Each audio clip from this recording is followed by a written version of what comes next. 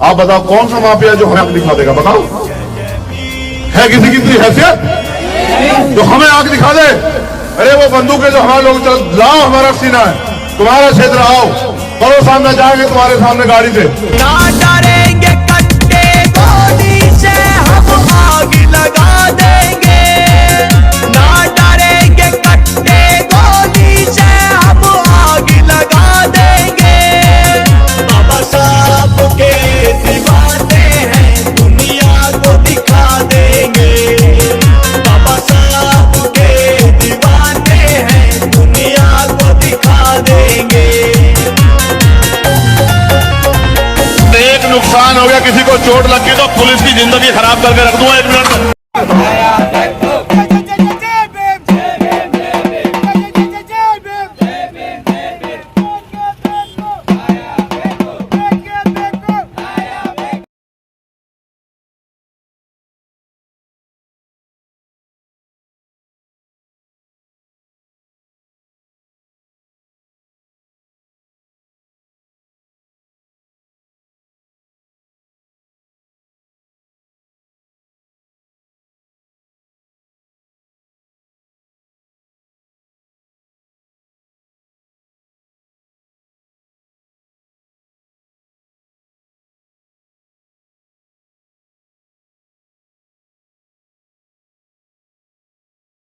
ಹತ್ಯೆಯನ್ನ ಇಲ್ಲಿವರೆಗೂ ಕೂಡ ಜಿಲ್ಲಾ ಮಟ್ಟದ ಎಲ್ಲ ಅಧಿಕಾರಿಗಳು ಕೂಡ ತೀವ್ರವಾಗಿ ಇದನ್ನ ಗಂಭೀರವಾಗಿ ಪರಿಗಣಿಸಿ ಆ ಎಲ್ಲ ಆರೋಪಕ್ಕೆ ಅಥವಾ ಆ ಒಂದು ಹತ್ಯೆಗೆ ಪ್ರತ್ಯಕ್ಷವಾಗಿ ಮತ್ತೆ ಪರೋಕ್ಷವಾಗಿ ಭಾಗಿಯಾಗಿರ್ತಕ್ಕಂಥ ಎಲ್ಲ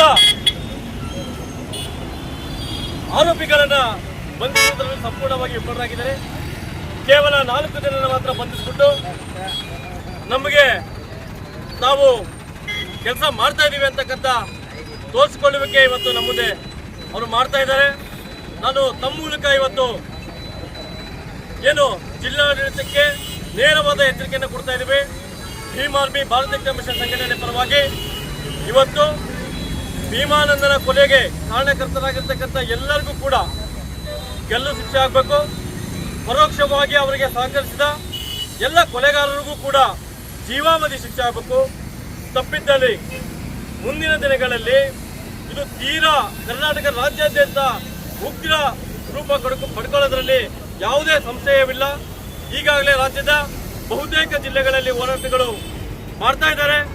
ಜನಗಳು ಹೆಚ್ಚಿನ ಸಂಖ್ಯೆಯಲ್ಲಿ, ಹೋರಾಟಗಾರರು ಹೆಚ್ಚಿನ ಸಂಖ್ಯೆಯಲ್ಲಿ ಭೂಮಾನಂದನ ಮನೆಗೆ ವಿಸಿಟ್ ಮಾಡ್ತಾ ಇದ್ದಾರೆ ಮತ್ತು ಈ ಭೂಮಾನಂದನ ವಿರುದ್ಧದ ಐಕ್ಯತಾ ಹೋರಾಟಕ್ಕೆ ಭೀಮ್ ಆರ್ಮಿ ಭಾರತ ಮಿಷನ್ ಸಂಘಟನೆಯ ಸಂಪೂರ್ಣ ಬೆಂಬಲ ಈ ಜಿಲ್ಲೆಯ ಎಲ್ಲ ಹೋರಾಟಗಾರರ ಪರವಾಗಿ ಇರ್ತದೆ ಅಂತ ನಾನು ಈ ಒಂದು ಸಂದರ್ಭದಲ್ಲಿ ತಮ್ಮ ಮೂಲಕ ತಿಳಿಸಕ್ಕೆ ಇಷ್ಟಪಡ್ತೀನಿ. ಸ್ನೇಹಿತರೆ, ಈಗ ನಾವು ಇಲ್ಲಿಂದ ಮೊನ್ನೆ SP ಸಾಹೇಬರ ಕಡೆ ಹೋಗ್ಬಿಟ್ಟು ನಮ್ಮ ಮನವಿಯನ್ನು ಅವರಿಗೆ ಮಾಡ್ತಾ ಇದ್ದೀವಿ.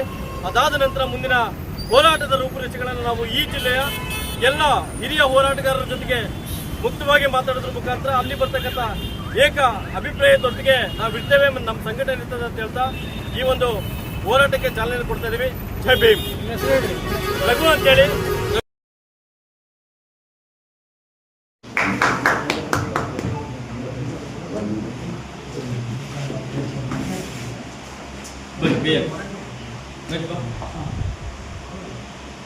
ತುಂಬಾ ಅದ್ಭುತವಾದ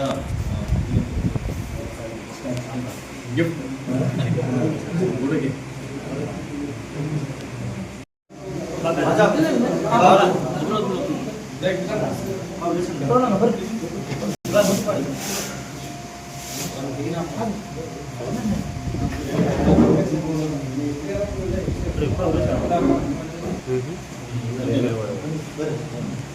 ಭಾಳ ಬೇಕು.